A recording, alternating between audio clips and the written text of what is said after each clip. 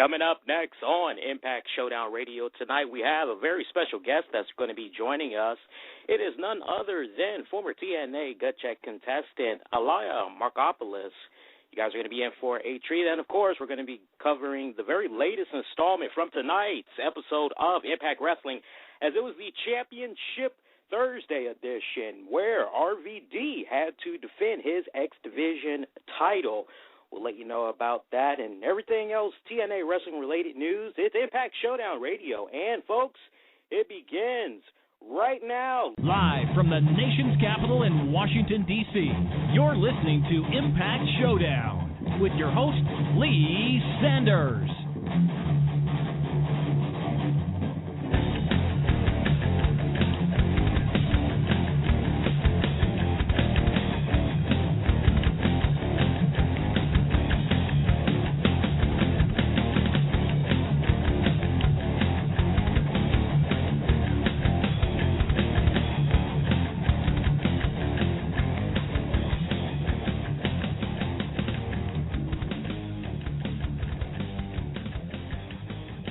What's up, guys? It's the Black Avenger, Lee Sanders. Thank you guys so much for checking out tonight's episode of Impact Showdown Radio, coming at you live right now on November 29th, 2012. Just 1 minute past the 10 o'clock hour. We're going into a little bit of overtime right now, looking at Impact Wrestling, as we just saw the conclusion of the RVD versus Austin Aries match.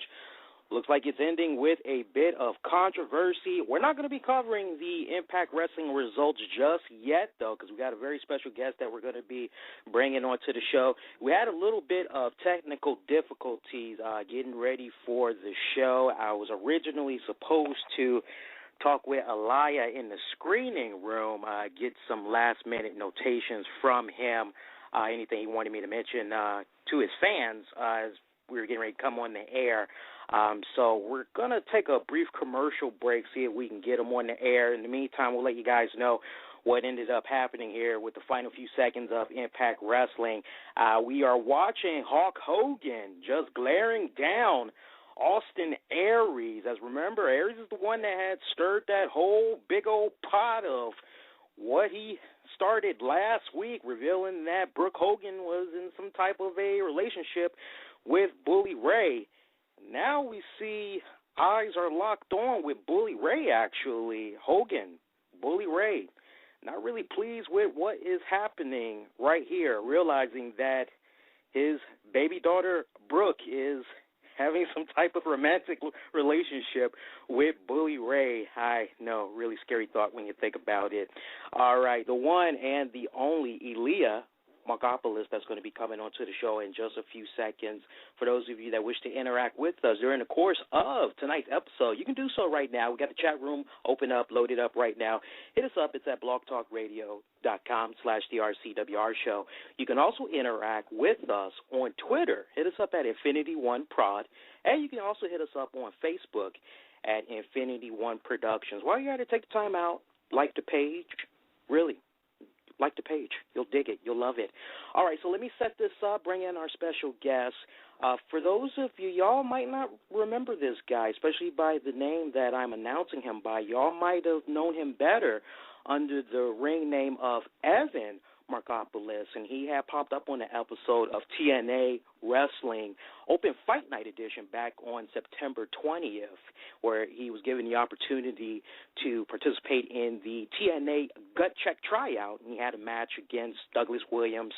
And he had an impressive outing, I thought, as well as a few other wrestling fans thought, those of you in the wrestling community.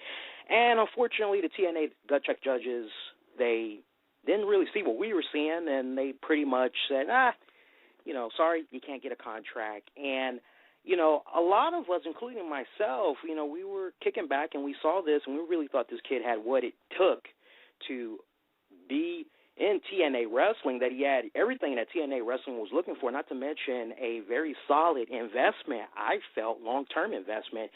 But TNA judges didn't really go that route. Not sure what's up with that, but we're definitely going to ask him about that and find out what all he's been up to since last we had saw him on that episode. Without any further ado, ladies and gentlemen, we're going to bring on live on the air right now, Elia Markopoulos. Elia, how you doing tonight, bro? Man, how's it going? Hey, pretty good. So sorry. Thank you for having me, man. Thank you.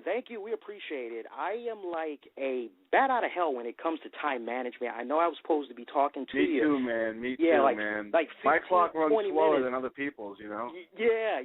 You know, we were supposed to be talking like 15, 20 minutes before we got on the air, so I wanted to make sure, you know, you were on point. I point. emailed you saying I haven't heard from you yet, but then I started listening and I heard you were going to call, and then boom, you called. That's it. Yeah. So I'm glad we can just jump right into it. So, you know. We're doing it live. That's what a good friend of mine would say. Yeah. It's a high honor to have you on the show. I mean, like I said, you know, we were a fan of yours. I saw your work back in September, and I was like, wow, you know, this guy is awesome. And I'm kicking back. It was over the Thanksgiving holiday, as a matter of fact, right around then. And I was like, man, whatever happened to? And I started, you know, trying to find you in a Google search. And my friend, you are just one hard cookie to find because there's only but so much information on you that's out there in the Internet. And luckily I was able to stumble upon your Facebook page. And I know you had, you know, you and me were talking for a little bit and everything. And I'd like for you to just kick things off, especially those that might be listening to you for the very first time.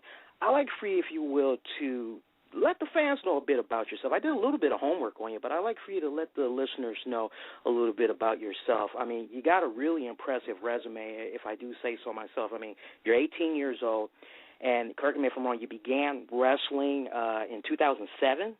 2007, 13 years old. 13 years old. I mean, that is just something that is unprecedented, something that is not really, you know, heard of. I'm very curious. How did your family take that when you told them at the age of 13, you know, hey, Mom, Dad, I want to be a wrestler? You know, I know usually we have those that sit up and say, first and foremost, they were a fan of the sport, and they talk about, you know, what led them into deciding they wanted to be a wrestler. You know, it was a career path they wanted to go no matter what. What was that pivotal moment for you that say, you know what, this is what I want to do for the rest of my life?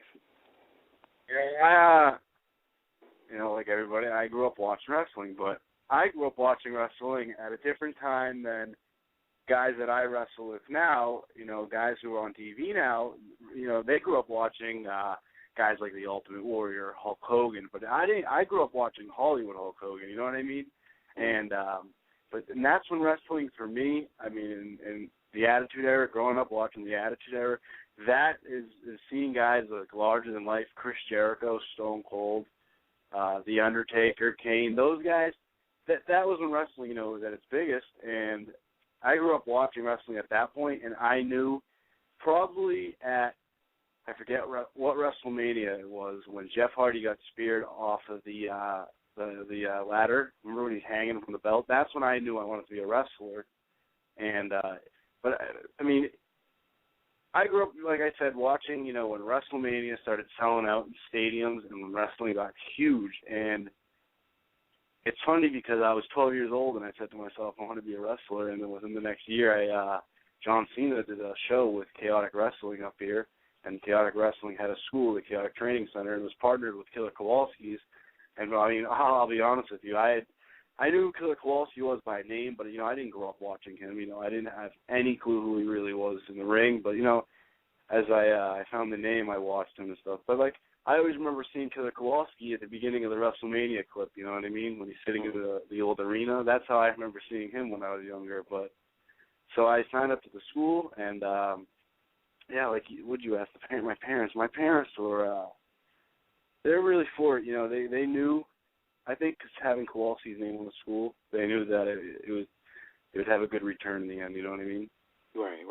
Because that's such a valuable name. It's not like it was, you know, Joe Schmo. It was Killer Kowalski School, and you know that name for my parents. They grew up watching Killer Kowalski, so they were like, you know what? If you want to do it, you know, there's a school that you can do it.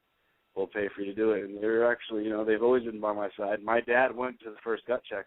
I flew down on a Thursday, you know, morning, left the next, you know, Friday morning. The first time I went, my dad bought tickets, you know, because I got my tickets within like a week before I had to go. It was like September 17th, actually, I got my tickets. And my dad bought the tickets that night. And he came down with me, you know. He was hanging out with all the guys backstage and stuff, talking to them, and I was like, Dad, can you kind of relax a little bit? He's being professional, talking to them. Not really about wrestling, like family stuff, you know, like weird stuff. That's got to be huge. I mean, now, your parents, I'm just curious, and I just want to make sure, because I know we have some younger listeners that check out the show, and I know they're hearing this story, and they're probably like, yes, that's me. That should be me. I just want you to make sure you set the tone for them. Now, as far as your academics go, you know, did your parents kind of sit up and say to you, hey, look, we are all for this. If you want to go down this route of being a professional wrestler, nothing wrong with that. As long as you continue to have your education, you never know how things might end up. Yeah, I mean, have something to fall back on. And that's how it was up until I'd say now, because the way I see it is, I mean, we'll get into it, I guess, after, because what happened is after the Gutcheck is they offered me to go to Kentucky for free. So now when I do that, it's kind of like, well, they want me to go to college no matter what, but it's like if I go to Kentucky for a few months and they want to put me on TV, well, I'm definitely going to do that. So, you know, it's like going through high school and wrestling, it was more like, okay, you got to, you know, get into a college, but you can wrestle. And now it's just like, to me, it's like, well, I just want to make money wrestling. So it's like I'm getting the opportunity to, so... You know, I'm getting the ball, and I don't want to drop it, you know. I definitely want to pick your brain more on that, because I know you tease it right there. I definitely want to pick your brain a little bit more in the later part of the show. You know, you were talking about who had trained you, and I'm very curious, you know, at the age that you had began your training, did you come across any resistance from anyone who maybe didn't want to train you, whether it be because of your age or maybe they kind of went with the first impression, you know, I don't think this young man is really serious? Did you meet that resistance early on? Well, you know, it's fun. At the time I didn't know. I mean, the first, year I was just wrestling with two or three other they were really big men, you know, they were like 6'5", 350 pounds, and they would just throw me around. And because the school was kind of slow back then, you know, it was the beginning of the recession, 07, you know, it was around that time, you know. And they were, so the school was real slow that year. So we only had 4 of us, and, you know, 3 of them were combined weight over 1,000 pounds, so they used to throw me around. And I didn't know it at the time, but I guess, you know, my trainers were real worried about that, you know. They never really said anything. And I kind of, thanked them for that, because I feel like if they had said something, my parents they might have freaked, you know. So, but, hearing from them now, they were kind of they were always worried about it. But, you know, they knew I was safe. I was safe with them, so. And my trainers, you know, trainers are awesome. They always helped me out a lot. Right. So. Now, I know eventually you did make your way to quite a few promotions before leading up to TNA Wrestling. I know off the break, one milestone that kind of stands out in my mind is that you were the chaotic New England champion 2 times. No, once I won it when I was, I think I was 15, and then about a year ago I proclaimed myself champion for a few months. Yeah, that's what it is. So it comes up on some websites as I won it, but I proclaimed myself the champion. Okay. Well, still, hey, you know, even if it's not 2 times, 1 time is still good. You know, that's not really something, you know, too many people, you know, close to your age can say. You know, like, hey, I was a champion. You know, what were you? You know, it's kind of like, well, you know, I got B's on my report card this semester. You know, that doesn't top the, you know, having a championship belt. You know, so tell the listeners what promotions you've wrestled for so far. Well, Chaotic Wrestling, New England Championship Wrestling, Millennium Wrestling Federation, Top Rope Wrestling. What else? Let's see. NWA Vintage.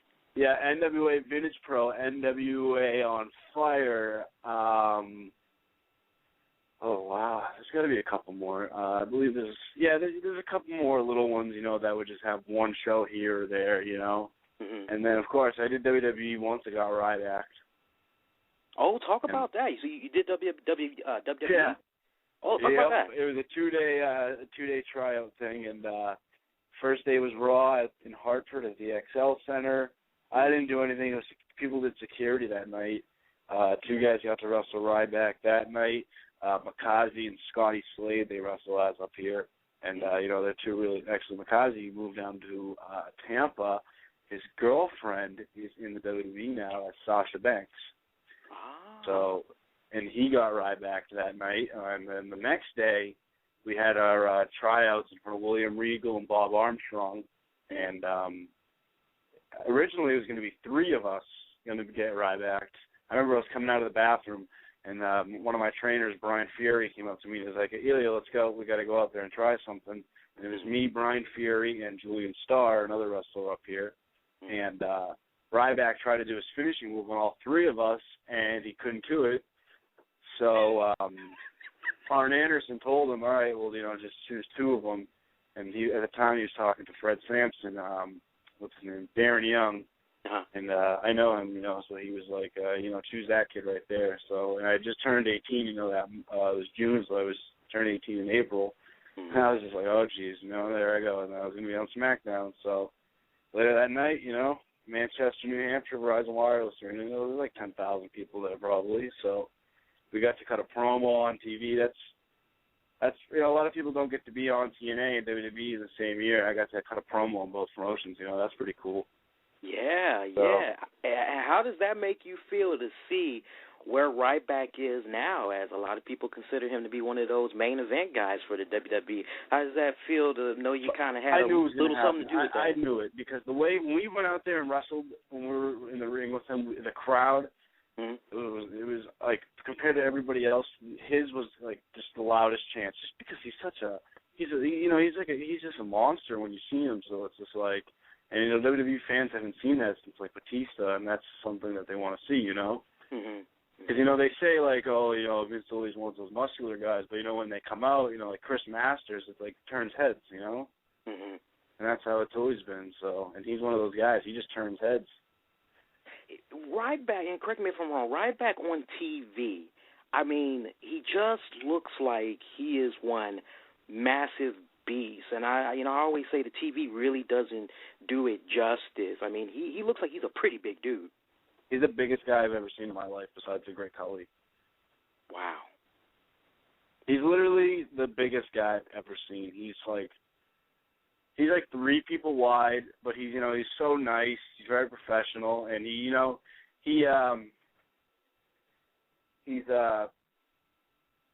like a yes man, but he's just more of like the kind of guy he just knows his job, you know what I mean? Yes, sir, like, okay, like he listens to everybody there. You can tell that's why he's getting, the push that he deserves, because he's not, he's not in it for himself, really. He's in it for the business, the company. And that's a good mentality, of course. Oh, yeah. That's a good mentality. Yeah. So it's funny. When I went to TNA, that's how everybody down there was, too, backstage. You could tell. Mm-hmm. They're all in it for the company. Mm-hmm. And, that's the good vibe you want. That's the vibe you need. Hey, I know you had touched briefly on how you came under the radar for TNA Wrestling, but I want you to talk about that a little bit more if you can. What led you to go into their promotion? I know you had said your dad had got some tickets. Was it a case where you had saw one of the tryout matches was in your area? I honestly, one of the bookers for NECW, New England Championship Wrestling, George Carroll, he's a really good guy around here. He helps me a lot with getting bookings and stuff. Mm-hmm. He gave me Al Snow's email. I emailed him. I sent him a resume, pictures, videos, cover letter. Very, like I was applying for a job. Mm-hmm. Within 2 weeks, he got back to me and said, "I want to call you for any opportunity, for some opportunities to work for us." And I gave him my number, and he called me, and we went from there. Mm-hmm. So it was like, it all happened so quick. And that happened in August. And then I'd say, actually, no, I think I got the email in July, and for the whole month of August, I didn't hear back from him. Mm-hmm. And then I didn't hear back from him until like 2 weeks before they got checked. And he said, we're sending a camera crew up there. And they did the camera thing, videotaped it, showed it that week. So, and that was just like, it was awesome. I thought it was good because I got to learn what it was like to travel through an airport, wake up, go to the airport, get down there, check into a hotel, go to the show, get out of the show, eat, go sleep in the hotel, wake up, go to the airport. I kind of felt how that'd be. Right. Right. Experience, it's the best. And now, I'd like for you to just clear something up. There's a little misconception that's floating around here. We got some folks, and it could be the anti-TNA fans, they look at this whole TNA Gutcheck concept, and they sit up and they say, oh, that has just got to be some of the most, they're faking it, that concept is rigged. You got other people that are like, you know what, this is a really cool concept. They feel truly invested into it, especially when Impact Wrestling says, hey, go out there, cast your vote. Do you think this wrestler should get a contract? Clear up the myth that's out there if you can. Is this the real deal with the TNA Gutcheck, or is some of it a little bit scripted? What's the final verdict on this? Oh, you know what? I have it's funny, in my apartment, my buddies, I have the script on the wall, and it's literally, I'll tell you exactly what my segment says, and this is not like trying to break wrestling talk or anything, but Gutcheck segment hosted by JB, and then all it says is, first judge casts his vote, JB gives Evan last opportunity to convince the judges, judge reveals votes. That's all it says. That was my script. I got there, I was handed that. I wasn't told anything, and I remember flying down there that day, that Thursday morning, and just saying to myself, well, tomorrow I'm either going to fly home a TNA superstar or a joke. And I flew home a joke. Wow. Now, I want to pick up on that. Now that the holidays have come, well, the holidays are still here. I mean, we just got done with Thanksgiving, but basically now that a little bit of time has passed, and you've had a little bit of time. Yeah, Christmas time's around the corner. You've had a little bit of time to reflect on that ruling. I want to pick up on what you just said there. Do you feel that the judges made a mistake not giving you a contract in part because maybe your age, or they felt that you didn't have the experience, combination of both? What's your take overall on their decision? Well, honestly, this is what all right. This is what I think. I think they booked it knowing they were going to say no to me. Because, listen, tonight, did Wes Briscoe get the job? Did he get the gut checked? Yeah, he got the gut check, yeah. Okay. I was down there and Wes Briscoe was down there when I was there. You know what I mean? Mm-hmm. So I physically had a conversation with Wes Briscoe. Wes Briscoe is on TNA every week. Like, it's no secret. You know what I mean? Exactly. Garrett Bischoff is on TNA every week. It's no secret. Joey Ryan was signed, and that's no secret. You know what I mean? So, like, I know for a fact that they booked me to lose. Like, they literally booked Wes Briscoe for a reason. There's a reason why he was on Gutcheck. There's a reason why, then there's in-betweeners like Taylor Hendricks and Silva there, and what's the other guy? Sam Shaw.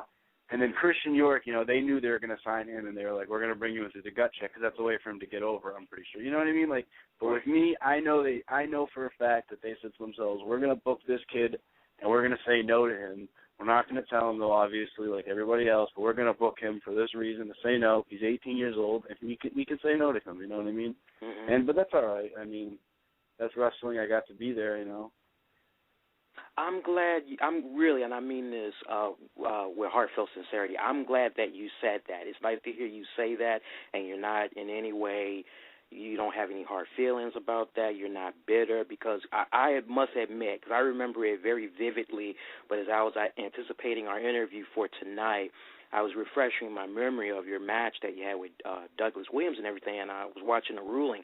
And the first thing that clicked on my mind, and I remember vividly saying it on an episode of Impact Showdown, the night that they voted no, I say, you know what, that has got to be some BS, because they had that guy, Magnus, who came into TNA Wrestling, if I'm not mistaken, at the age of 20.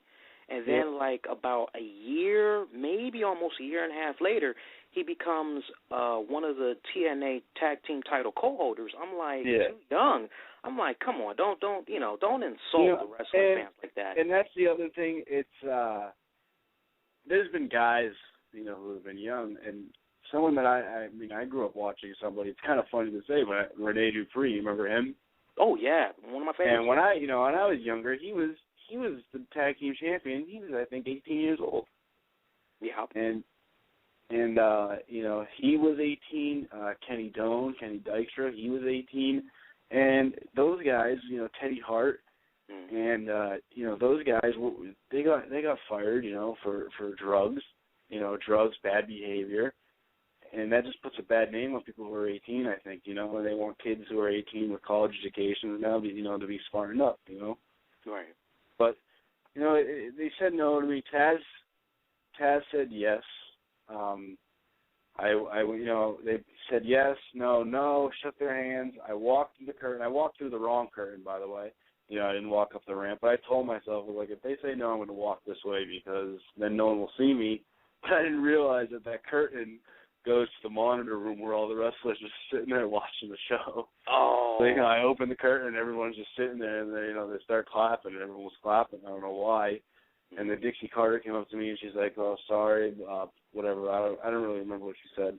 And I was just like, "Well, thank you for having me. It was an honor, like, to be here. I liked it a lot, whatever." You know, she was real nice, really professional. Hulk Hogan, same thing, very nice, very professional. Eric Bischoff, very nice, very professional. You know, shook my hand. And then, you know, I was like, all right, well, Taz came up to me and said, "Hey, kid, I really wanted you to get it.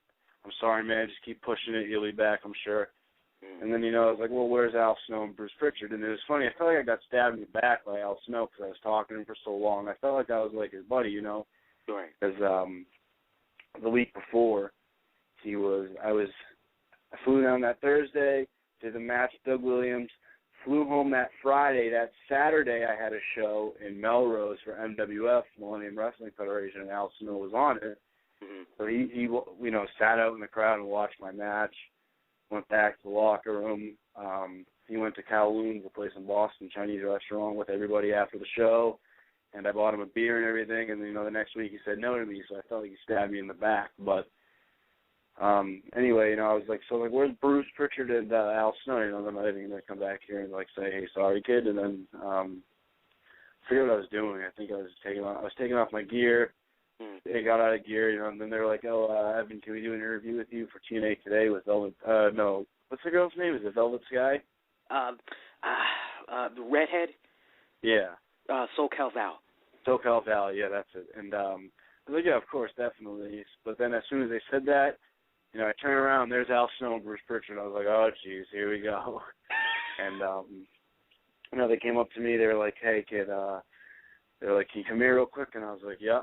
And they just pulled me aside, where it was real quiet, you know, out of the way. And they were like, "Look, we had to say no on TV because if we said yes, gave you the job, you dropped out of college, it looked bad on us." And I was like, "You guys," I could have told you this before, that you could have said yes and I'll go to college." And then Bruce looked at Al and they looked at each other, and then Bruce was like, "You know what, I'll tell you what, kid, if you want to go to Louisville, I'll pay for you to go to OVW through TNA." And I was like, "All right, cool." Wow. So we'll see what goes. You know, I'll go down there, we'll see. Hopefully, I mean, if I go down there, I talked to Al Snow on Friday, and he told me June is we're shooting for June 1st. So I'll probably go down there by then. Hopefully I'm down there for, you know, for a little bit. Hopefully not longer than, you know, 4 or 5 months, because I feel like after that they throw you in the back burner, you know, especially in developmental. And then, I mean, I don't know if they're going to offer me a developmental contract after that, or they're going to offer me to go to TV, you know, so we'll see. But either way, I mean, I'm going to go down there for a few months. If they don't offer me anything, I'll come back home and I'll have the OVW training under my belt, you know. So, right. And right. I mean, that looks good for, you know, WWE. So. Exactly. But I mean, TNA, I'd rather go there for now because, you know, I liked it. It was in Orlando. It was just for an 18-year-old kid to be going there, you know, even if it's once a month, that'd be great, you know. Yeah, I can imagine. Yeah, you know, nice sites to check out. I mean, you know, plenty of good hangout spots. One of our listeners by the name of Foley Funk 89, he wants to know, what was it like working with Douglas Williams? Even though it was a brief encounter you had there, what was it like working with him? You know, I knew Douglas Williams from a show he did up here, and he recognized me. He's like, you know, he said to me, did I do a show with you once? And I was like, yeah, actually, you did. He's like, oh, cool. And, you know, we went over the match, and Al Snow is, like, when you go to WWE, Triple H is the guy that calls all the matches there, you know. So when you go to TNA, that's Al Snow. Al Snow is Triple H at TNA. You know, he's the guy that runs everything there. It's not Hulk Hogan. It's Al Snow. And that, it's so weird thinking about that because, like, he, like, you know, people go to, like, guys that I wrestle with, they go to WWE and they see guys like Arn Anderson and IRS, and they're like, wow, these are guys that I saw growing up. And I went to TNA and I saw D'Lo Brown, Al Snow, and I was like, wow, these are guys I grew up watching, you know. Exactly, so yeah. Yeah. And you feel more current when I would imagine you would feel more current because you grew up watching them, and it's kind of like, hey, you guys. Yeah, but I feel like I make them feel old, you know, so I don't like to say that stuff. Like, Kurt Angle was there, Jeff Hardy, like, that's what I told him. I was like, it's like, this is like when I went to WWE, I didn't even feel like that because half those guys I don't really know because they're all new now. But like at TNA, there's all the guys I grew up watching, and I was like, geez, this is awesome, you know? Right. Wow. So like, yeah, Douglas Williams, he recognized me. He went over the match. Al Snow he just asked him what we're doing. He went over. He trusted him because Douglas Williams is the OVW head trainer. And I believe it's Douglas Williams, Al Snow, Eugene, and Rip Rogers, I believe. And so Douglas Williams, you know, Al Snow trusts him. We called, and Al Snow wanted the match that way. He didn't want it any other way. He didn't want me having any offense. So, like, people like online are like, oh, that kid sucks, blah, blah, blah. It's like, well, I didn't have an option, you know what I mean? Like, I was told what to do. Like, in wrestling, that's what happens. Like, no, I'm sorry. I saw things completely different. I was like, wow, he is really selling those moves, you know. And then when the little bit of offense that you did show, I mean, like I said, it was enough for me to kind of go back and see what matches I was able to pull up of you on YouTube, and it matched exactly what I thought it was going to be when I saw your match with Williams. I was like, hey, this guy actually knows how to wrestle. It's like, you know, he's pretty damn good. And that's what Al Snow knew. I'd always told Al Snow going into it, I said, listen, Al, like, there's guys like, for example, like that Christian York guy, like, he can do all the wrestling moves, the Japanese stuff, blah, you know, he can do that stuff, and that's why they let him do that. Sam Shaw, same thing, he can do that, all those flips and stuff, and that's why they let him do that. But me, I told him, I said to him literally, I said, Al, I was like, I believe Shawn Michaels didn't do anything. Shawn Michaels just sold and was a character, and that's all you need to do. And then that's what he said. He said, go. He's like, I just want you to sell. He's like, don't worry about any moves, just sell. I was like, all right. He's like, make the crowd get invested in you. So I did the cheap Scotty Too Hotty, you know, Too Cool clap. Got the whole place doing it. And that was it. In the ring, you know, everyone was saying, oh, ooh, everything hurt, you know, but everything Douglas Williams did to me was safe because he knew, like, he's a professional. Wow. So what have you been up to since you had made that TNA Gutcheck appearance? Wrestling locally still, going to college. I actually recently got hurt. I pulled some tendons in my knee. It's feeling better, though. I can walk now, finally. And I cracked the bone in my elbow, but, I mean, it was a big bruise on it before, but it went away now. It kind of hurts a little bit, but I got back in the gym the past couple of weeks, so I took for the next, 2 weeks, I didn't take any bookings. You know, I had to back out just in case because I don't want to risk anything, especially right now. But my next show back is December 22nd. Actually, I believe it's the 22nd. Is the 22nd is Saturday? I can check right now. I actually have a calendar in front of me. I can check for you. 22nd is a Saturday, yes. Yeah, I got a show the 22nd in Everett for Millennium Wrestling Federation. So that'll be my first show back. And then, yeah, I mean, Chaotic Wrestling is the main show that I wrestle for up here. You know, that's the, you know, everyone says they want to wrestle for Chaotic Wrestling, but the truth is it's all the same up here. You know, indie wrestling is indie wrestling, you know. But Chaotic Wrestling is my mainstay promotion right now. And that's out of Lowell, Mass. So you can catch me there. I changed my name there to Elia the Great. You know, they want me to play off the whole TV thing, so they call me As Seen on TV. Ah, I see. Okay. Yeah, okay. I'm working my character into growing up, I really loved Val Venus the Godfather, you know, and that's what I'm morphing my character into now, you know, more of like the Godfather-like guy. Mm-hmm. Okay, I think that might work for you, man. I think it would. Now, do you know who you're going to be taking on? What's that? Do you know who you're going to be taking on at your December 22nd match? I got no clue. The last time I wrestled there, I took on Nunzio. Really? FBI Nunzio? Yeah, he came out to the FBI, the old ECW FBI team. Oh, Nunzio, that's a favorite. So underrated. Yeah, he's awesome. He was good. He is phenomenal. You know, it brings me to a point because I remember your bio. It said that you liked wrestlers such as Triple H, Edge, my personal favorite, the late Tess Martin. I mean, who didn't love I Love My Testicles? That was probably one of the That's funny you say that because I tell everybody that I wrestle with, every single person that I wrestle with that growing up, that the best. To me, there's guys that my favorites, Chris Jericho, Eddie Guerrero, but then there's guys that stood out to me. And those three guys are Christian, Lance Storm, most importantly, Test. And to me, the best big man that could ever wrestle was Test. Test was a hell of a, the best big boot, Test. And you know what? It's funny because there was a reason why I believe they put him with Stephanie McMahon during that time because they knew that he was going to be something. And I think he was going to be something. That's why he went. Think about it. He won the Immunity Battle Royal, and so they definitely wanted to make him a star. But you know, drugs get the best of everybody, especially them. Yeah. You know, poor guy. You know, I feel very bad for him. Yeah, there's not a day that goes by I don't think about that guy, and I miss. He's for a big guy. I see little shades of him when I look at a guy like Matt Morgan. Or I look at another guy. No one can top him, though. And it's funny because I'm not nowhere, anywhere half the size of him. But when I wrestle, I love doing a big boot like him because I'm tall enough to do a big boot, so I can do it. I just like because he was a big guy that wrestled like a little guy. You know what I mean? He was fast, and the only big move he ever really did was the big boot until he went to ECW and did the TKO and stuff. That was insane. Wow, that's crazy. It's funny. It's weird. I always tell people Test, and everybody always says, "Nah, Test is awful." No, I'm like, no, Test. No. And everyone says Shane McMahon versus Test is his best match, but I'm gonna have to disagree. As far as best match for Shane, or yeah, I don't think. I mean, that was good, but I think Test was at his best around 2000, 2001. And when he wrestled, remember when he wrestled Edge for the Intercontinental Championship? Yeah. That's when I think he was at his best.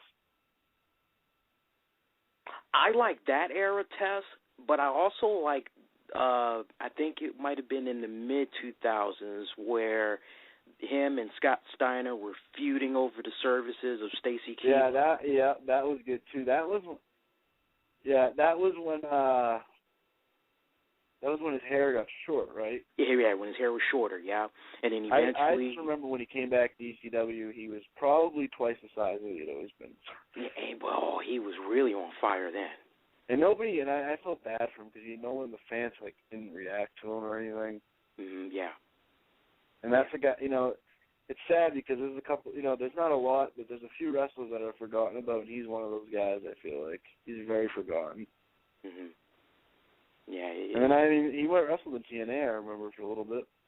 Yeah, but they took a look at him, and, that was pretty much the end of that, because they could tell. Yeah. Hey, man, drugs get the best of us, I guess. That's it. Yeah, I almost forgot. We're doing this interview, and I got to pick your brain on this before I let you go. Unfortunately, the whole wrestling community, we had lost one of the wrestling icons, I feel. We lost Buddy Roberts, part of the fabulous Freebirds, Hollywood Blondes. When you first heard that news, you have any fond memories of the Freebirds?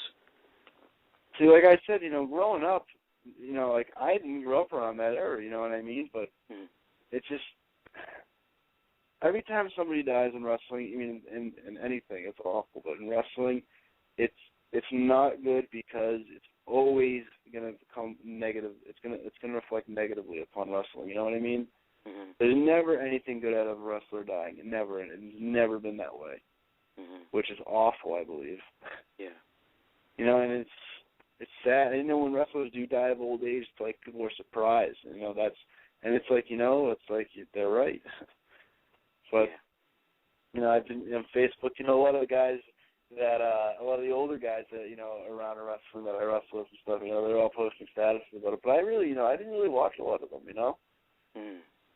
Okay. Yeah, I hear you on that one. All right. Well, hey, look, let the listeners know before I let you go how they can find you, as far as Twitter, YouTube. I don't have a Twitter, but Facebook, look up Elia the Great Markopoulos, Elia the Great, Markopoulos. I don't have any likes. I have like 100 and something likes. So I need to get at least 4 million by the end of the night. And we need to change that. Yeah, we need to change that right now. Yeah. Yeah, 4 million. You're working on the Twitter, right? I had a Twitter, but I had two Twitters. I had a personal one and a regular one, and I kept getting confused, and I deleted them, and I've just never made another one because I'm real lazy with that stuff, But I have an Instagram. People can follow me on Instagram, Elia the Great. Okay. So, but Facebook's my big thing. Any girls out there, message me. Anyone looking for a date? The ladies, you heard them. He's single. Ladies, no guys, just ladies. You heard him. Hit him up. That's it. Well, Eliia, look, I want to just take this time out from the bottom of my heart to thank you for this interview. I mean, of all the interviews that I've had, we've had several guests past year.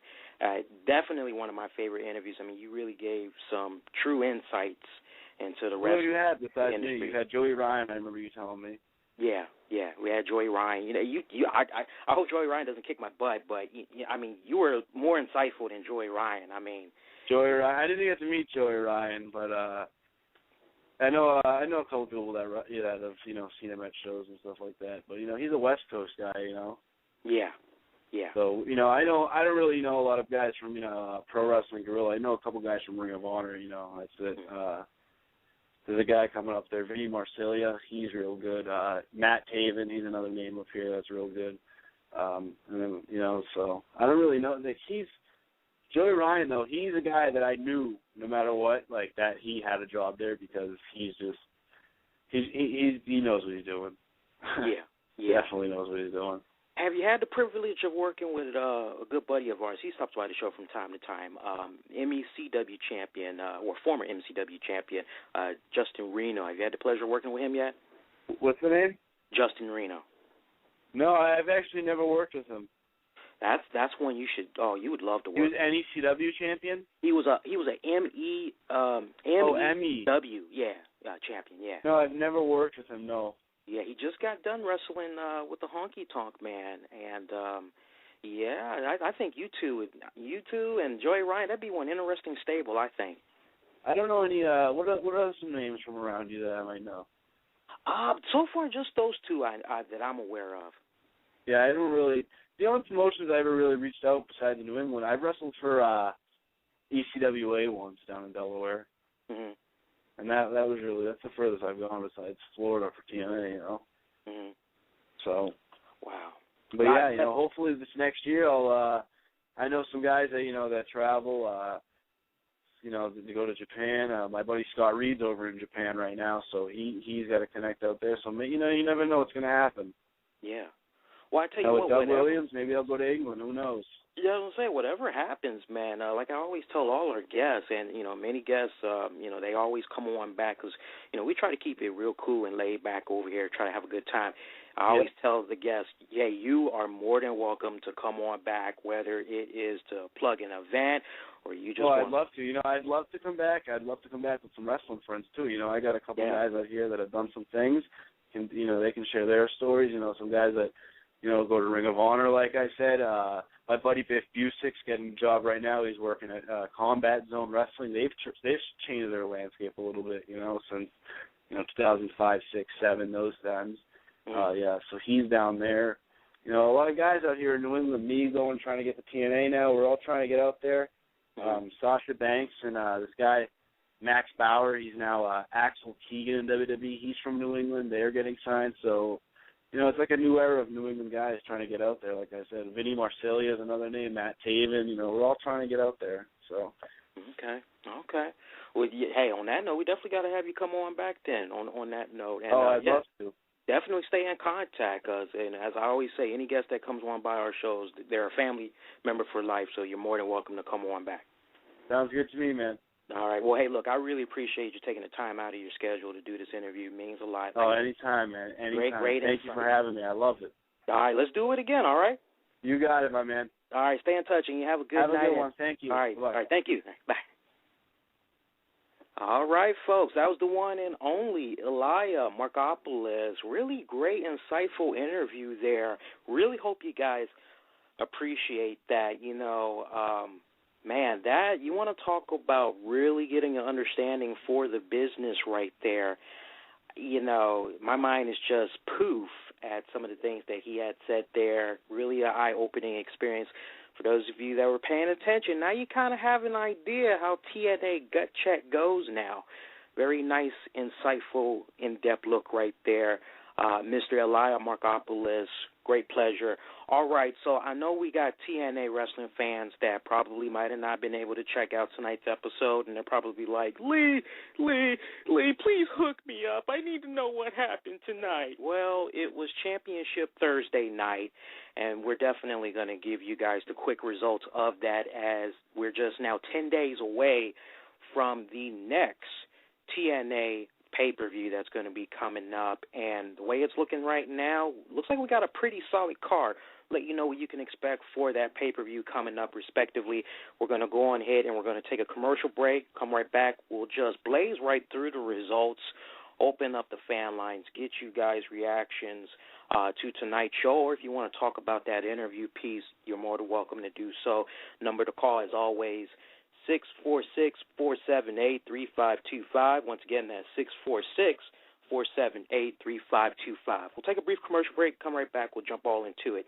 Listening to Impact Showdown Radio, coming at you on November 29th, 2012, 9 minutes before the 11 o'clock hour on the East Coast.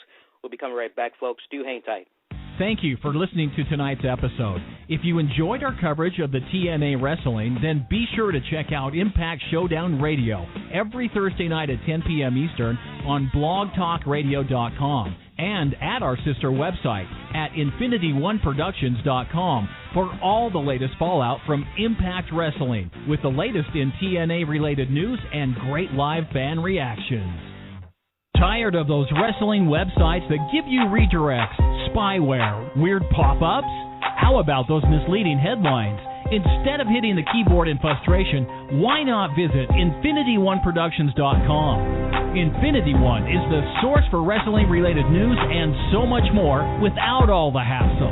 Visit InfinityOneProductions.com. Your keyboard will thank you. Hey guys, the Black Avenger, Lee Sanders here. Hey, by chance, are you going to miss your favorite episodes of the RCWR show and Impact Showdown Radio as they're live in progress? Hey, that's not a problem. All you got to do is download the free podcast app in the iTunes store, and you'll be able to take all our episodes with you as you're on the move. That's right.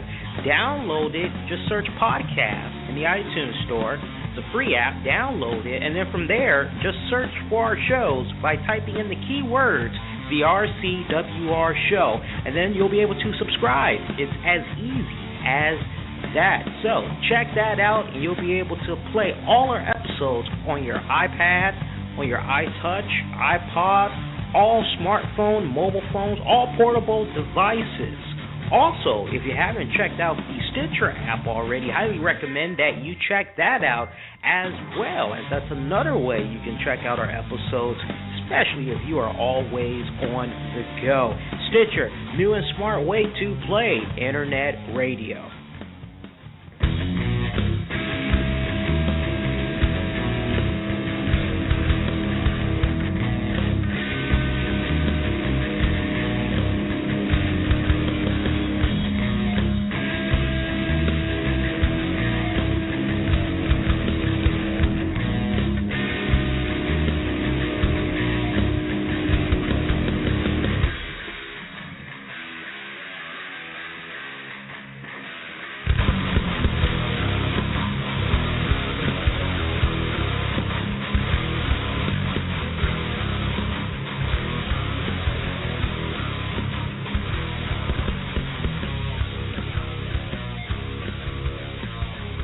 All right, Impact Showdown Radio, and we're back. Black Avenger, as always, Lee Sanders here. A little shaky there at the beginning, but the end result, it ended up being pretty damn good. Yeah, folks? Yeah, pretty damn good interview.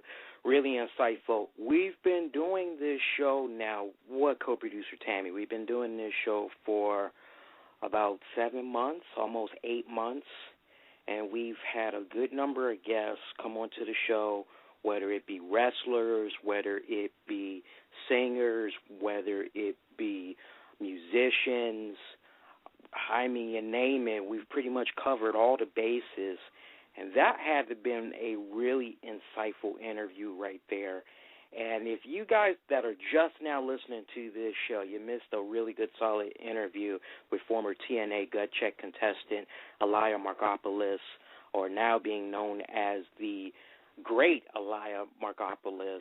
We're going to make sure we hook you guys up with the links so you all will be able to interact with him on his Facebook page and Instagram.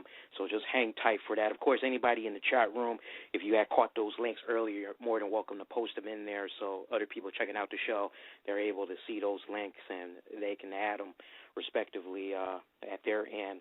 All right, so let's talk about tonight's episode of Impact Wrestling that came on tonight, as it was the championship edition. And what belt was at stake tonight? Well, it was none other than RVD's X Division title. And I heard this announcement. I said to myself, it's about damn time, because it just seemed like RVD really hadn't been doing anything with that belt since he had beat Joey Ryan for it at the Bound for Glory pay-per-view. So really nice seeing that RVD was going to be in action tonight. Now let's kick it up with one of the main key focal points for tonight's episode, which, of course, was just what is the relationship between Brooke Hogan and Bully Ray. And we saw a pissed-off Hulk Hogan come on down to the ring, and he wanted answers. He called out his daughter, Brooke, wanted to know just what exactly was the relationship between herself, Bully Ray. Well, Bully Ray would actually come out, and Hulk Hogan, eyes bloodshot red, face red, and not in a good way. I mean, his face looked so red, I don't know how he was able to pull that off, but everywhere else it was tan, okay? His face, eyes red. I don't know what he dipped his head into, but Hulk Hogan looking like a raging bull right there, and I don't mean in a Robert De Niro type of way. It was kind of comical when I was looking at him having his words with Bully Ray. It kind of came off to me as one of those type of movies you kind of remember seeing back in the day. Kind of had a Steve Martin, Father of the Bride type of vibe to it, if you catch my drift. And just see Hogan there basically going, "What were you doing with my daughter, dude?" And you hear Bully Ray, he's basically telling Hogan, do you really want to go there, Hogan? Do you really want to know just who is the number one man in Brooke's life now? And poor choice words right there, because these two guys, they look like they were about to get it on like a pot of neck bones, as Booker T likes to say. But we saw Brooke come on out, and I'm not even done talking about Brooke. I have a bone to pick on Brooke. I have tried to be as unbiased as possible when it comes to Brooke Hogan. And you guys that have been listening to the show, you know exactly what I'm going to say about Brooke Hogan, but I'm going to save that until after I get done talking about this exchange of business that went down between all these guys in the ring. Brooke comes out, and she's trying to calm down the Hulkster. Hulkster's like, "Brooke, you got to tell me what's going on. Tell me you are not in a relationship with this man." And we hear Brooke say, "Look, Daddy, I am not 18 anymore." And Hulk Hogan, he tells her, "I don't care how old you are not going to have a relationship with any wrestler, let alone with him." And from there, we see Austin Aries appear on the Titantron. This was a sight to behold. We saw a guy that we probably have not seen since the Destination X pay-per-view, Kenny King. I didn't even know he was still with the promotion. How about you guys? I mean, the guy just pops up like, I'm here. And it's kind of like dude, where the hell you been? You know, watching Kenny King in that backstage segment, just there, like a zit that just comes out of nowhere. You know, that's the best way I can describe it, and I'm not overanalyzing it. Feel me on this. And for you guys that remember being in junior high, high school, remember that one kid that was probably a bully that would show up for roll call once every 3 months. I know you guys out there know that one student I'm talking about, and 9 times out of 10, it was either a bully or it was somebody that just used to love playing hooky. There's that one person that would show up every 2-3 months for a roll call. They would just pop up once for the whole freaking week, and you wouldn't see them again for a couple of months. That's exactly how I looked at Kenny King. I'm like, Kenny King, brother, where the hell have you been? And it's so funny because a fan had asked Kenny King a couple of weeks ago, Kenny King, what you been up to? What's going on? And his message to that fan, as well as every other fan, was, hey, don't worry about me. When it's all said and done, I'm making my ends. Well, okay, that might be true and all, but why are you just popping up like, hey, what's up, guys? You know?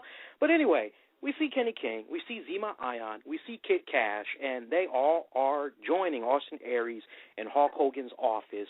Austin Aries talking to the Hulkster on the Titantron, letting him know, hey, Hogan, you need to be focused on what's going on in your office right now. You got the 4 of us here patiently waiting. We're trying to find out which one of us is going to be taking on RVD for the X Division title. Man, this table is pretty hard, Hogan. Man, really hard to stretch out on this. I just don't see how you were able to do it for so long, Brooke. How'd you do it? And low blow that Austin Aries takes right there.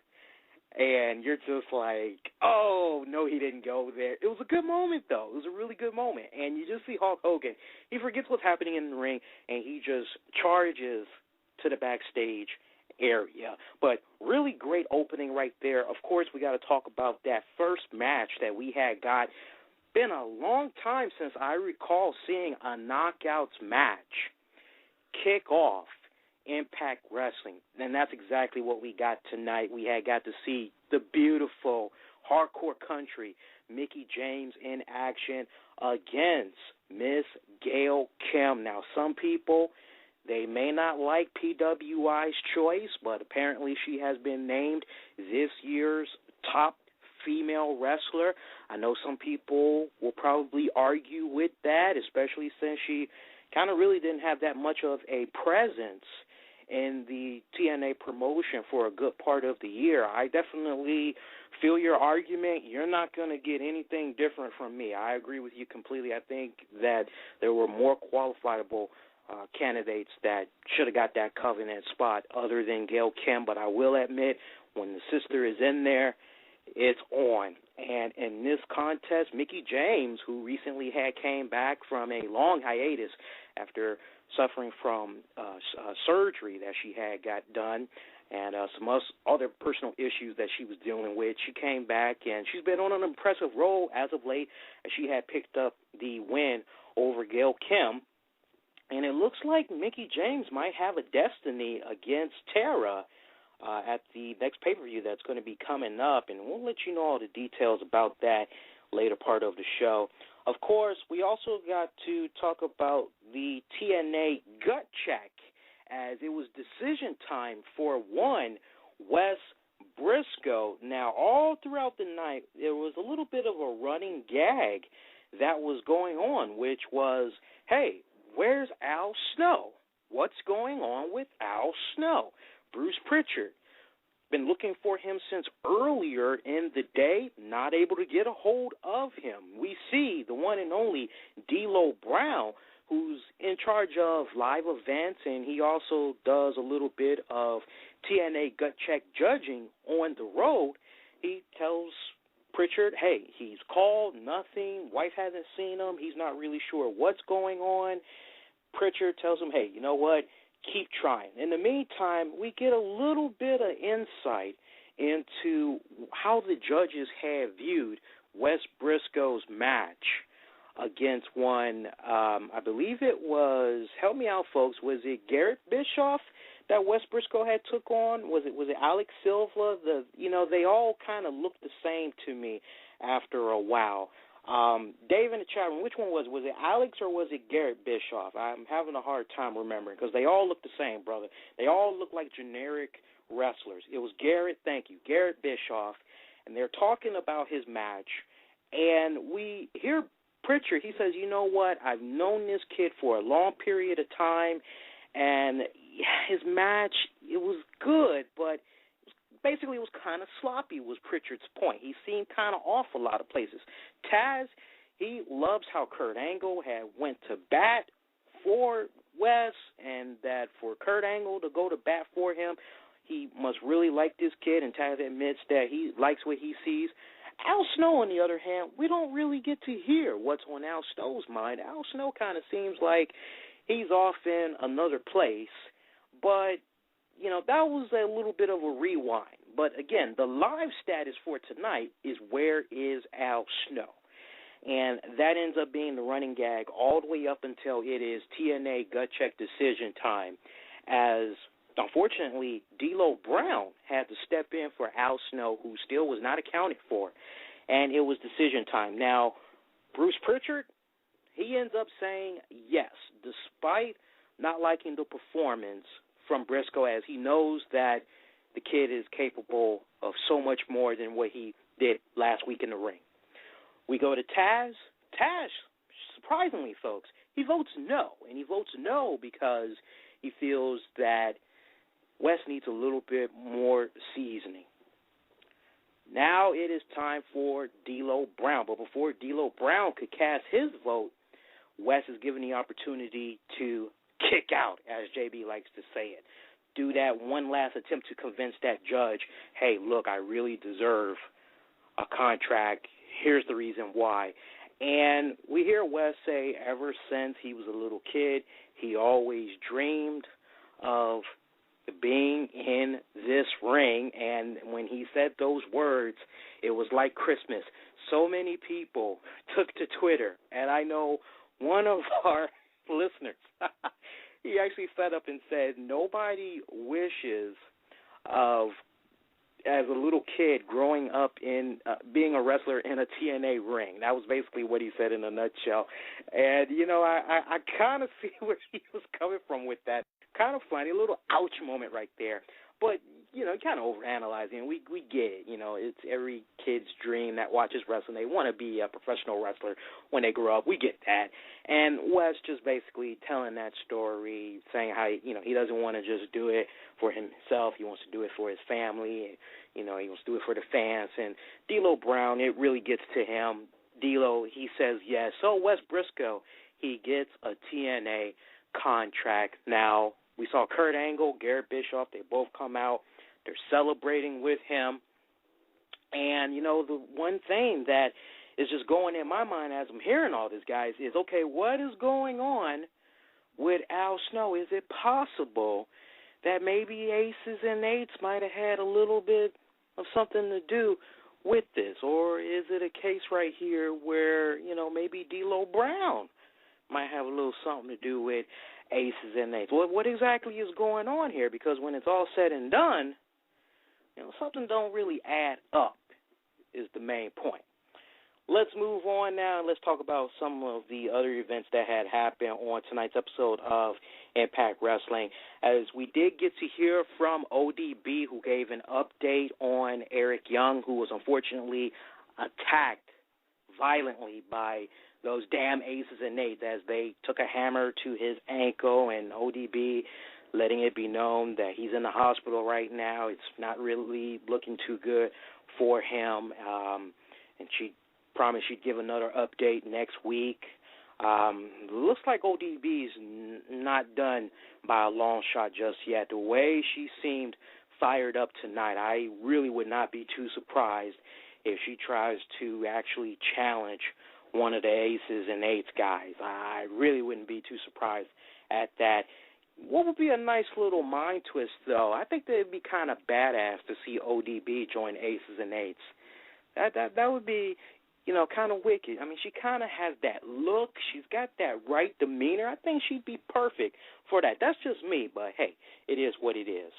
Let's talk about the second match that we saw for the evening, folks, as we had got to see Bobby Roode take on TNA Gutcheck winner Christian York. That's right. We got Christian York for like 3 weeks in a row now.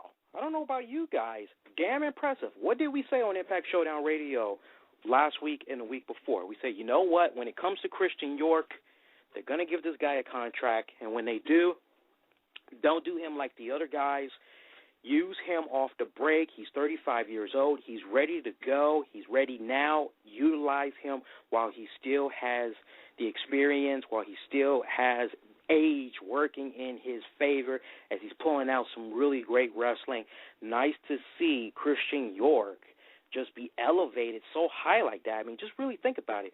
One moment we saw him with the TNA World Heavyweight Champion Jeff Hardy, and then you follow that up the very next week. You go with somebody that used to be a former World Heavyweight Champion, and it was kind of shocking how this came about because Bobby Roode, he basically came out talking about how he basically attacked both Hardy and York last week to be the one standing victorious, and he pointed out that Jeff Hardy barely got a victory over York and that Hardy is a false champion. He's nothing more than a paper champion. He's the real deal. He basically considered himself the measuring stick. And we saw Christian York come out, and he got up in Roode's face, challenged him to a match, so the match was on. Once again, another great performance by Christian York. Really loving this guy's style of wrestling. As Elia had pointed out earlier in the show, does a lot of those Japanese kicks and flips and all that. Really nice, unique moveset that Christian York has right there. But Bobby Roode gets an upset win over Christian York. Rest assured, we aren't done with Christian York. We're going to be seeing this guy quite a few more times. He's here to stay, folks. Post-match, though, despite Roode getting the victory, we saw him try to take a steel chair and attack York with it, but Jeff Hardy comes on down. Both of these guys, they get into it for a little bit. Jeff Hardy tries to attempt to twist a fade, but Bobby Roode manages to escape, leaves the ring, and just looks on at Hardy like, close, but nah. And really liking how this is playing out. Meanwhile, for those of you that might be wondering, well, what's going on with the Cowboy James Storm? What's happening with him? Well, I'll tell you what's happening with James Storm. James Storm is seen in the backstage segment kicking himself in the ass, saying how he knows that he probably was manipulated into coughing up his number one contender spot, but, hey, he made his decisions. He mans up to them, but the one thing that he's not going to tolerate is his family being talked about, his family being insulted, all that. We see AJ Styles. He chimes in his thoughts and says, look, man, you need to stop complaining, stop whining, because, hey, I'm screwed out of a match for a whole year. My next shot probably won't be until Bound for Glory 2013.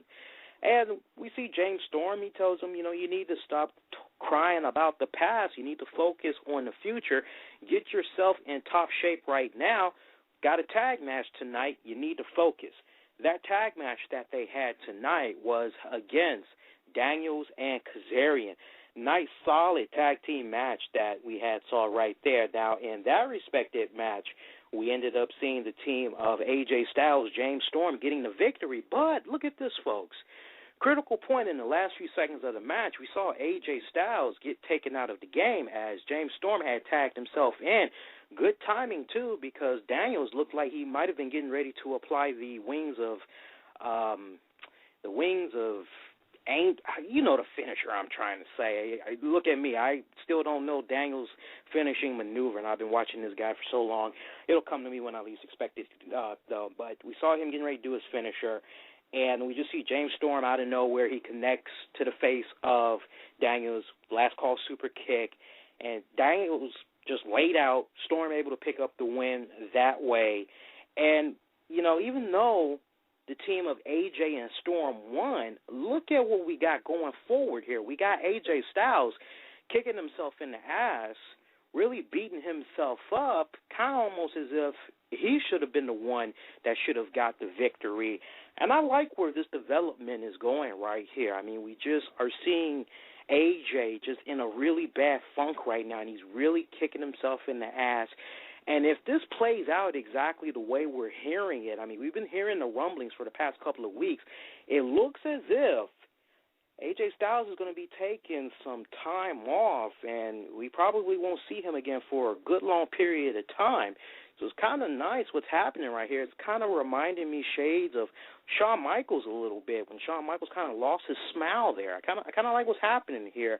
You know, could this go into a situation where, come the Final Resolution pay-per-view, AJ Styles, he loses to his longtime nemesis, Daniels, and really kind of says to himself, you know what, I just don't think I have what it takes anymore. Maybe I should just stop this altogether, and just leaves TNA Wrestling altogether, or at least gives that illusion that he's leaving it altogether. Really nice little way to win the fans over, I think. Nice little moment right there.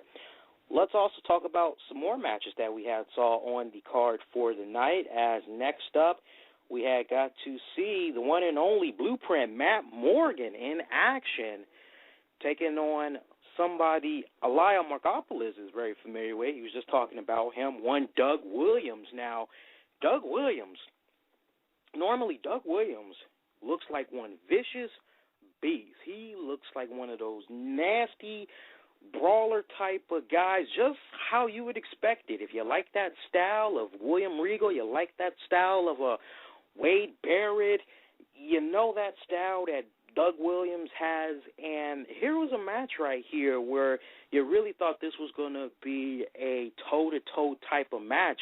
On the contrary, this was Matt Morgan's first TNA Wrestling match, folks, since last June. Not this June. You got to go a whole year back, okay? Matt Morgan back in full effect, and he just had his way with Doug Williams. This was pretty much a squash match. Match was over in like less than 4 minutes. What this match was really saying to me in large volumes, look at Matt Morgan pushing Hulk Hogan's robe. That's really what I took away from that. And I'm just looking at Matt Morgan right now, and I must admit, Matt Morgan, he has not lost a step. For a guy that hasn't wrestled, at least on main Impact programming, I mean, he looks to be in phenomenal in-ring shape. I mean, the guy just looks good. He seems to move more, what's the right words I'm looking for? He seems to move more fluently in the ring. It just seems more graceful as before. It was kind of tacky-like, you know, nice little spots here and there, but kind of looked a little sloppy. Looks really good right here. I think it was kind of paying off for him there to be going down there to that Ring-Ka King promotion and doing a little something here and there for them for a bit. All right, let's talk about that main event match for the evening. We had got to see the TNA X Division Championship on the line as the whole effing show, Rob Van Dam had took on Austin Aries. That's right, Austin Aries was the guy to end up being selected to take on RVD. And we saw Kenny King. He got eliminated within record seconds. We saw a double elimination made by the Hulkster.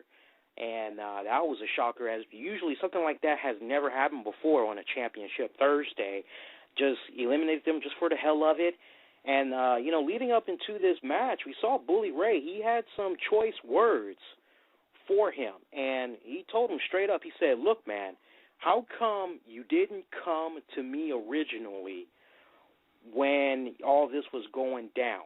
You know, how could you award Austin Aries a championship match knowing that he insulted me, knowing that he insulted your daughter, and he insulted you? Not a smart way to go. You should have gone my route. You should have came to me. I'd have taken care of him. Now, when it's all said and done with this respected match, we did end up seeing, and it kind of got a little bit confusing right here. If I'm not mistaken, though, we saw RVD pick up the victory over Austin Aries, and he picked up the retain. So he is still the respected X Division champion. But Austin Aries, critical moment, final few seconds of the night, we see him have that nice hard stare down with Hulk Hogan. We see Bully Ray come out. He wants a piece of Austin Aries. Somehow Austin Aries, I don't know how he escaped, but he manages to escape both of these two guys, as really it ends up being a stare down between Hulk Hogan and Bully Ray. These two guys not quite done by a long shot, as one Brooke Hogan is connecting these two guys to end the night of Impact Wrestling. Overall, very solid episode that we got tonight. I was quite pleased with the show tonight. I really didn't have too many problems with it.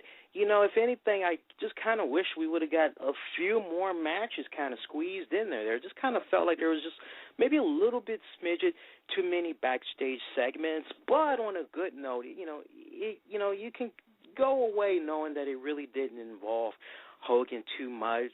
We're really trying to build something on what's happening with Al Snow. I mean, they even played the Austin Aries angle down a bit. And one thing that we should point out, as they really set the tone for next week's episode of Impact Wrestling, we did see Aces and Eights. They popped up in only one segment tonight, folks. And it was basically Devon sending a message to Hulk Hogan that if he did not get a match against Samoa Joe for the television title, someone was going to get seriously injured on tonight's episode. Now, we did get to hear from the television champion Samoa Joe, who would say, hey, look, Devon, you want a match, you want it to be for the title, you got it. You want to sit up and talk about how you never lost the title? Yeah, that's true, but it became too much for you. You walked away from it. So I came in, I picked it up. I've been running with it ever since.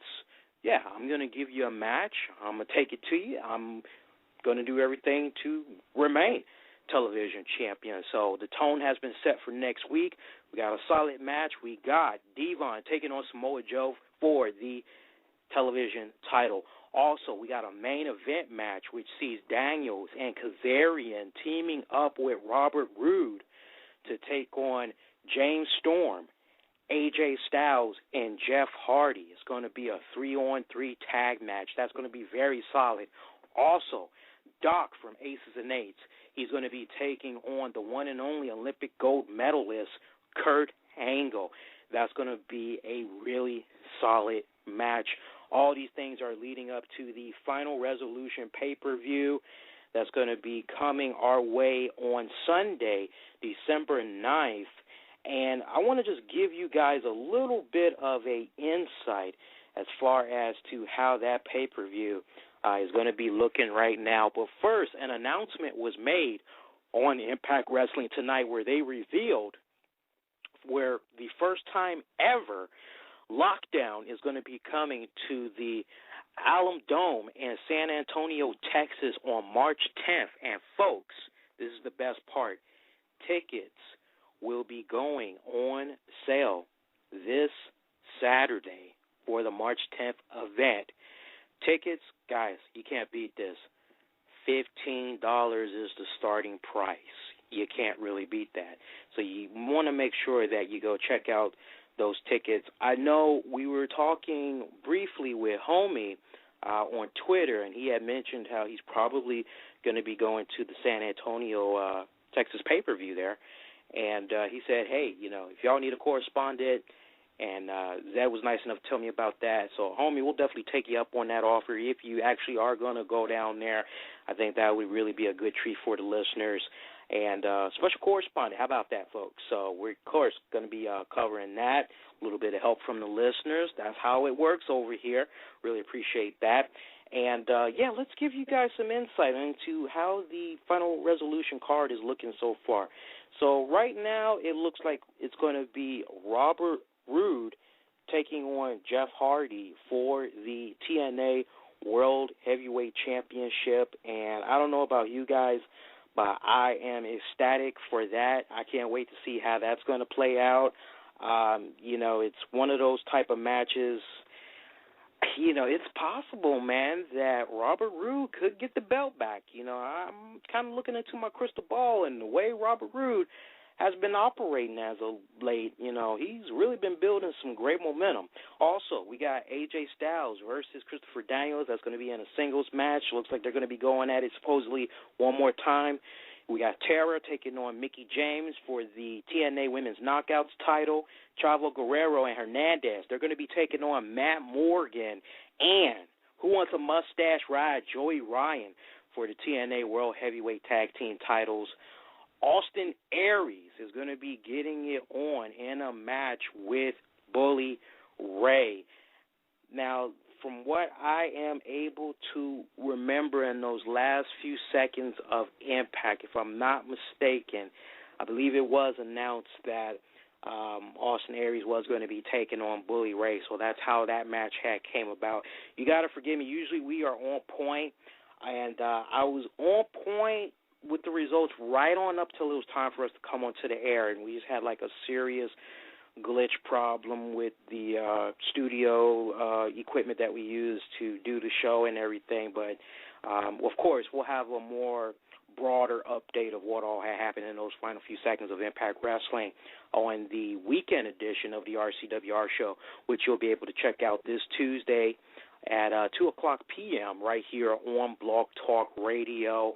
And if you haven't checked out that show yet, make sure you do. It is a really strong show, really great hit. We talk all things WWE, TNA, all things wrestling, a little bit of entertainment as well. We got some albums that we're going to be reviewing on the Saturday show.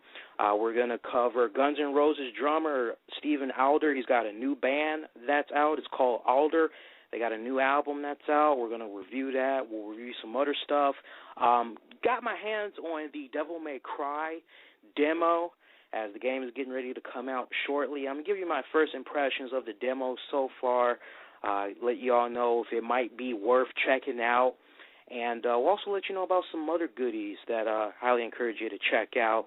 And that's going to do it for now. Usually we open up the phone lines on Thursday nights, but I wasn't really sure how long the interview was going to go with Eliia. And as a result of that, we had just decided that, anybody that wanted to interact, they could just submit their questions, comments in the chat room. And so we've had the chat room open all night for you guys, but we will be opening up the phone lines to make it up to you guys. We will be opening up the phone lines on the next episode of the RCWR show coming Tuesday night. Weekend report, something I was a little bit on the fence about, but with so much content that we have to cover during the week, as we have to cover WWE Raw, we have to cover SmackDown, we have to cover Main Event, we have to cover TNA, then we got to dive into all the other stuff, good stuff. It's kind of hard to really squeeze in the calls with so much content. So for the Saturday shows, we won't be taking calls anymore. However, you'll still be able to interact with us. All you got to do is just submit your comment questions in the chat room, and that'll always be open on Saturdays. And, we will be glancing over, and, we'll still include you in the show, let you guys know, hey, so-and-so said this, so-and-so said that. We just want to be very we want to keep track of time. We want to try to keep better track of time. That's why we're doing what we're doing. So, some people, they might kind of frown upon that. They may not like that. But when you think about the great content that we have on the Saturday show, it's kind of worth it. Until we hear from you guys this Saturday night, I want to just one more time say a big thank you to our special guest of the evening, Elia Markopoulos, really giving a great, insightful interview. If you're just now listening to this episode, make sure you listen to it on the downloads. Great interview. Of course, we'll be uploading it on YouTube shortly for you YouTube subscribers. And that's going to do it. Meantime, Talk of Wrestling doesn't end here. Subscribe to us in the Zune, iTunes marketplaces, keywords, the RCWR show. And that's going to do it. I do hope you guys have a fantastic weekend. We'll see you this Saturday, 2 p.m. Eastern. Meantime, everybody be safe. And be kind to one another, folks. We'll see you later. Take care.